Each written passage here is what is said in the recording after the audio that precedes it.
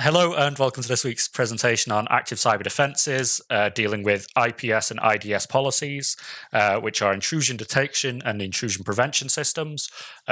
This will be a rather high-level talk about them. I won't be going overly into nitty-gritty details unless you want me to, which will be following concurrently in Discord. So for now, we are going to be doing our standard disclaimer. Please don't use anything that you learn in this talk for an external attack or anything. I doubt you'll be able to find anything because, as I say, this is primarily a defensive-based topic. But if I mention a kind of attack, please don't use this externally. But I am going to be going over brief terminology because the way that you currently think of IPs or IPS will be for actual IP addresses, whereas I will be talking about IPS as intrusion prevention systems, along with brief points on domain name of services and firewalls, intrusion detection, and the like. So just a brief topic, or brief talk on IPS and DNS, or IPs and DNS. Sorry, I'm getting myself confused now. So DNS, domain naming service, it translates a website name like the NEBRC into an IP address. So in this case, we are making a request to say, hey, where is the NEBRC center? And we will say, oh, I don't know. The computer will say, I don't know what IP it actually is located at. Let me ask a server. So your computer will call out to a DNS server. Most of these are sitting on the cloud, and by default, unless your organization has specified one, you will be using Cloudflare or Google. Then this will have a DNS reply that will say, okay, it's actually at 185.230.61.96. Your computer will say, okay, thank you very much for that reply. I want to make a connection request. So instead of saying, where is NEBRC, it just says, take me to NEBRC, which now is mapped to an IP address and will connect you, hopefully. But we can't actually do this all the time as a one-to-one relationship. So what I mean by that is we can't assign every single one of our devices an IP on the real internet, otherwise we would be full within a matter of seconds. So what we use is a thing called port address translation, or PAT, and this will translate internal and external IP addresses and ports into a combination. So if you have 3 devices, you are technically only using 3 ports on your external facing IP. Or depending on how your system is configured, you can have multiple ports being forwarded out and forwarded in, depending on different services you are running at different times. So this can help alleviate some of the sort of mess and IP allocation issues, but it also allows us to intercept the data, and intercept the data quite nicely. So there are 2 main kinds of intrusion detection and intrusion prevention systems. You've got host-based and network-based. So host-based are what they sound like. They sit on every individual machine, and they scan out and scan their own things that, let's say, activities or internal requests that machine is making.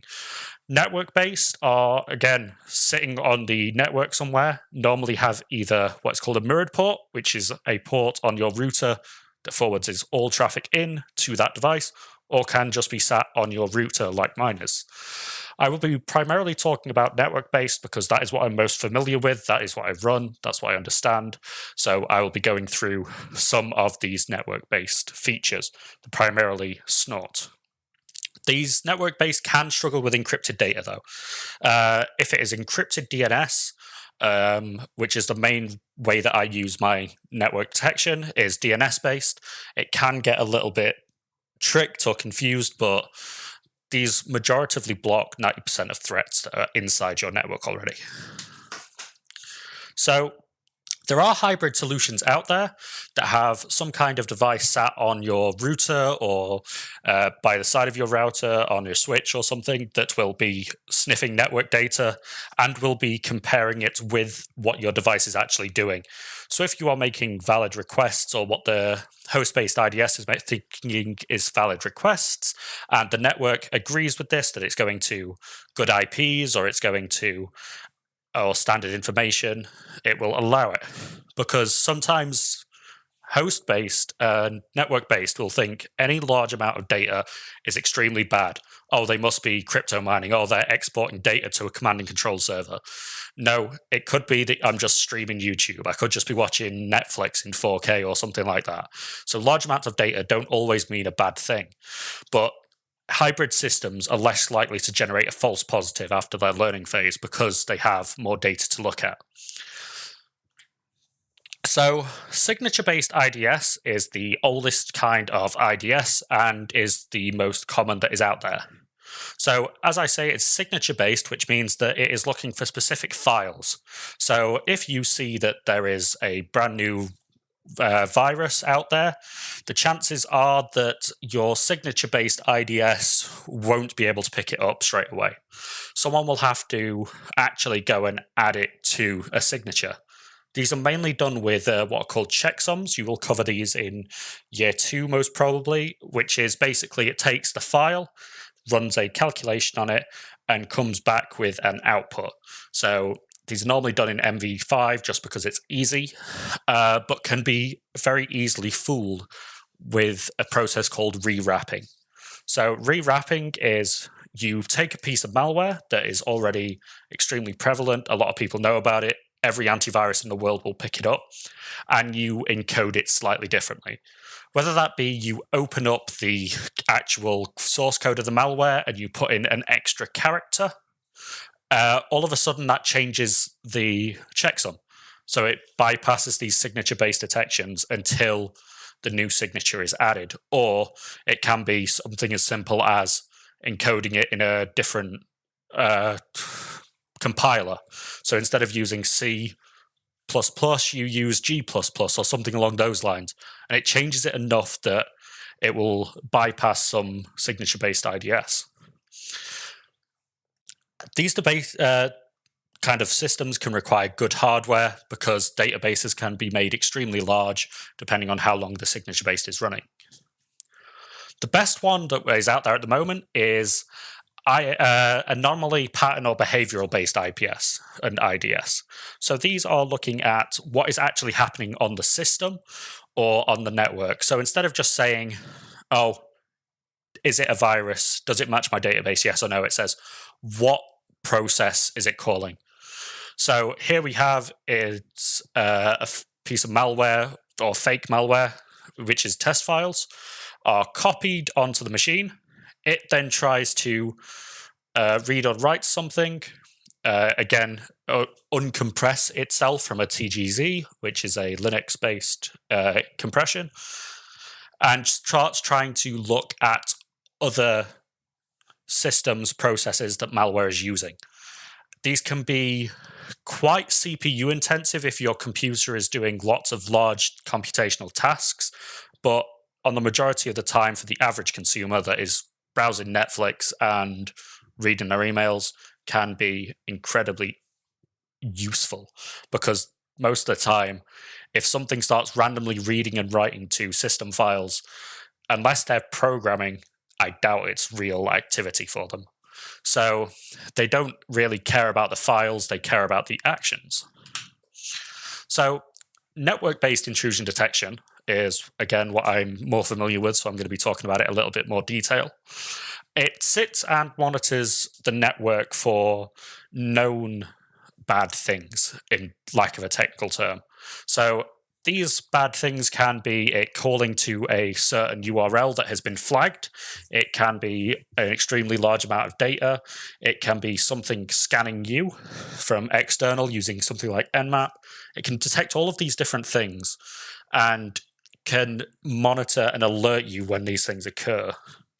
So by default, snort isn't very amazing. I'll say it that way. It's incredibly good at what it does, which is basically alerting, reporting, and blocking, but it can be quite a manual process to get all of the rules in, to get every website that you would possibly want blocked, and can take a lot of babysitting to stop blocking real data. If you then say, start blocking everything that's over this amount, or that's going to port 22 or 23 or something like that. But they are incredibly good for preventing malware calling out to external servers. So just on the screen here, you've got just a quick snapshot of some of my stuff. So here's just a list of domains that are pre-blocked because these are known to be bad websites. So this one is topcoronavirusmasks.com that sells rip-off masks and stuff like that.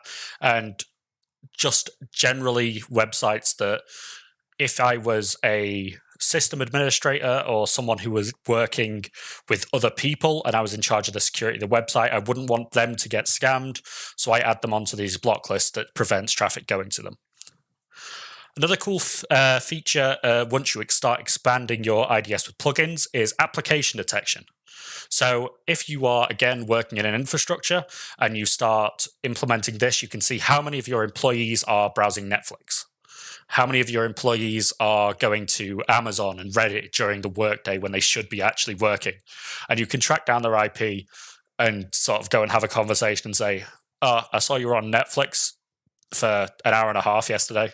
Why weren't you working? Those kinds of not security related issues, but productivity and business related issues. So here is what the actual logs look like from Snort. This is just from yesterday. Not anything special was going on. Nothing was other than my general network traffic. But it can trigger quite a lot of false alerts, as you can see here. So in a second, it's getting however many alerts that is. Was that 6, 7 alerts in 1 second? So again, you can use up quite a lot of storage if you start logging absolutely everything, where most of these things are just bad data or misconfigured times by like a millisecond or a second, where it then throws an alert and says, this could be something malicious. So you have to do quite a lot of babysitting without rules or plugins or rule packs. So another good way of using it, before I actually get on how we would start looking at rules and rule-based attacks, is looking at what ports are active on your network. So for me, this again was just taken over the course of about 5 or 10 minutes and is looking at what ports are making external connections.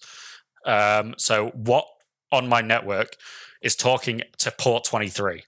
I was doing this purposefully as a test just to see what it would show up, but these kinds of useful information, because if you're in a business, you're expecting most of your clients to be going to websites, encrypted websites, HTTPS, going to mail servers, going to standard things. If you start seeing a lot of external port 22s or really high port numbers and stuff like that, you can start saying, this is a bit weird. I can start investigating what those clients are. So here we have some sort of like process logs from the actual host machine, just demonstrating how much CPU power and everything that it's running. So I'm running a quad core 4 gig of RAM, and before I started up Snort, I was using about 170 megabytes of it. After Snort was running, I was using about 1.5 gigs, and after I started looking for these application IDs, I was using nearly 2 gigabytes of RAM just on my small home network, and I was using about a full core of my CPU just for monitoring all this data. The good thing is that memory footprint doesn't really expand as much as you would think, because it's just loading this database into RAM, and once that database is in there, you can expand the amount of clients behind that quite easily. But you can see that it's starting to chug it a little bit. Another important thing to do is what's called landslide or landslide stalking. So this is looking at what isn't making external connections. This is looking at what is going on inside your network with, let's say, insider threads. So here again, just a quick screenshots of some of the application IDs that are going out there. So I can start looking at if anyone's remoting into other machines that are internal on my network. Is a machine trying to bypass my custom DNS server? Because if you are working in industry again, you'll probably be using your own DNS server and blocking malicious sites. You'll be stopping people getting to the darknet, all of these other things that you don't want them doing. And you can track down users that are trying to bypass this. and create firewall rules that will block any external DNS requests. But it will also start saying what kind of traffic it is, whether it's potentially bad, non-suspicious, whether it's just identifying an application ID, or whether it's trying to find when Microsoft are doing shady things. So here we can see that Microsoft is trying to ask what devices are plugged in via USB from my PC. And it does this every couple of hours. And that is every Windows device, unless you go in specifically turn off a setting. But it asks what USB devices are plugged in, what user agents are currently sat on your machine, and these other violations of what I think is personal privacy. But a lot of machines do it because they want to collect data for troubleshooting and stuff. And again, you can set up custom violations and custom corporate policies that look incredibly weird. I've got a couple of questions. pfSense has Suricata. Yep, so pfSense has Suricata or Snort. I just prefer Snort because it's got a prettier UI, but Suricata is also a completely normal and useful intrusion detection system, and it implements incredibly well with seams. But again, I don't like the UI, and that's just me being picky. But you can totally use Suricata as well, and it can be virtualized, but I don't know if it's got a Docker container because it's technically a router that I'm running it on. But you could probably Dockerize Snort. I don't know. Something to look into.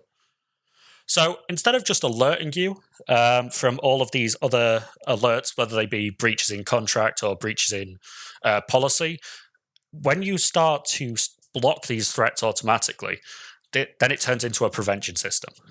So instead of just a detection, the act of automatically blocking these turn it into prevention. So we always want layers of security. So first of all, we want hopefully our internet service provider to be having some kind of checks to stop our service being DDoSed, or to stop 1,000 SSH connections in a second. We'd hope that they had that layer of security in there, but they don't always. So next, we want a firewall or a router. So to, again, block ports that aren't needed to be open. Once it comes through our firewall, we want some kind of scanning in place to see if it's actual genuine traffic that's made it through, where IPS, IDS, and then we want another antivirus sat on our actual machines, or a host-based intrusion prevention system that are most of the time mixed in with our antiviruses. So once you've got, let's say, Snort installed, you can start downloading community rule sets. So this is, again, one of those plugins that you need just an API code basically for, and it sort of deals with a lot of the nitty-gritty aspects behind it. So whether that be manually programming in all of these IPs and URL addresses, you can just say, ActiveX has a really good one, I'll just nick theirs. Or Snort actually runs their own one. I don't have it enabled, but they have their own sort of rule that's community-based, and you can add those in. You can start automating this process quite a lot. And if you do come across something that is blocked or not blocked by default, you can just add it on as an additional IP.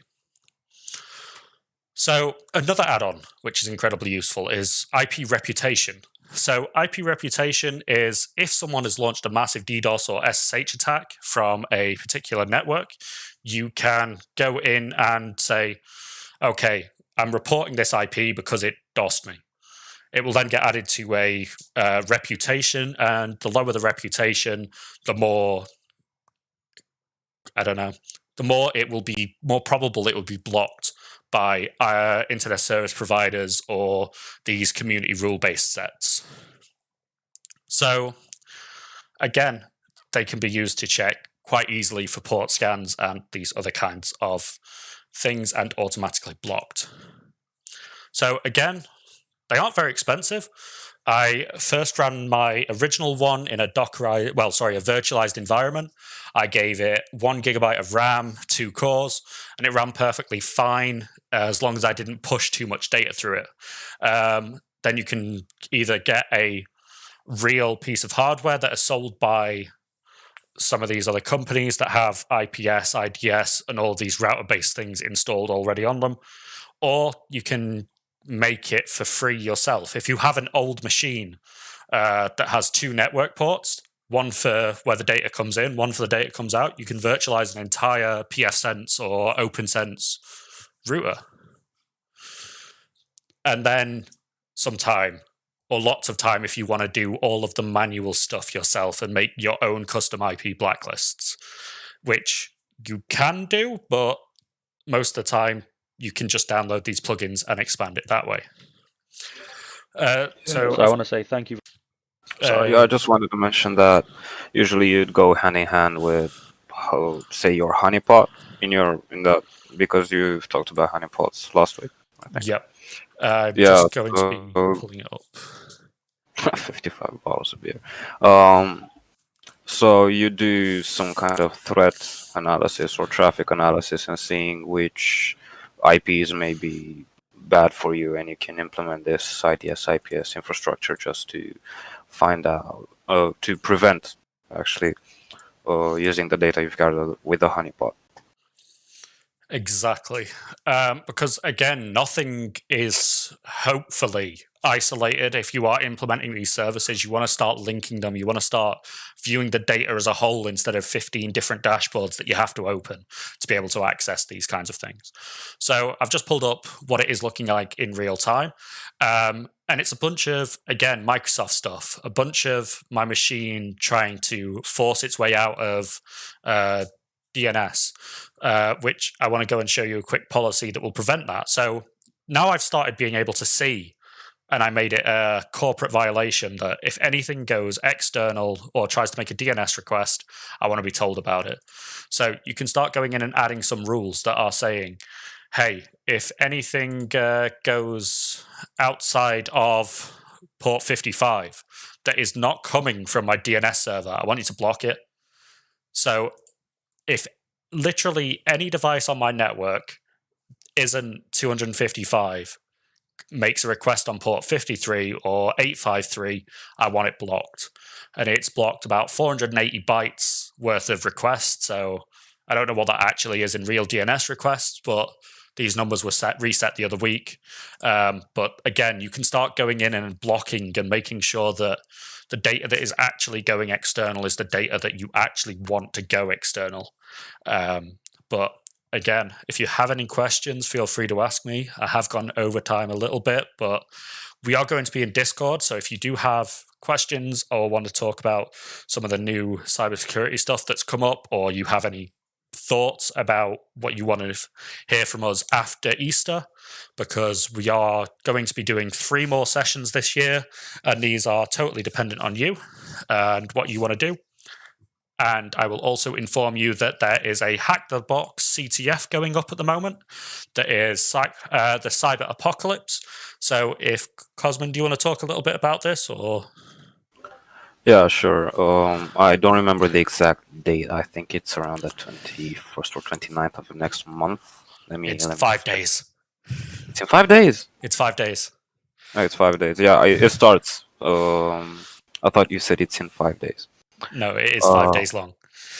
Yeah, so it's 5 days long. It's a Hack the Box CTF, hosted by obviously them. It starts in 25 days. There is not really much else to it. It's also partly a charity event, so for every challenge that gets completed over that 5-day period, they will donate that little bit of money to charity. I am not sure if it'll be a list of challenges or a fully fledged VM. From what I can see on the screen here, I think it's just from Jeopardy style challenges to full con machines. So it's actually a hybrid of multiple. And you can do this in teams. We have actually set up a team for Cyber Clinic, and we're going to participate. So if you guys want to participate too in your own team, or maybe if one or two of you want to join us. I don't know if there is a team limit. There is a maximum of 10 players per team, and I think we've got 4 or 5 at the moment from our old class.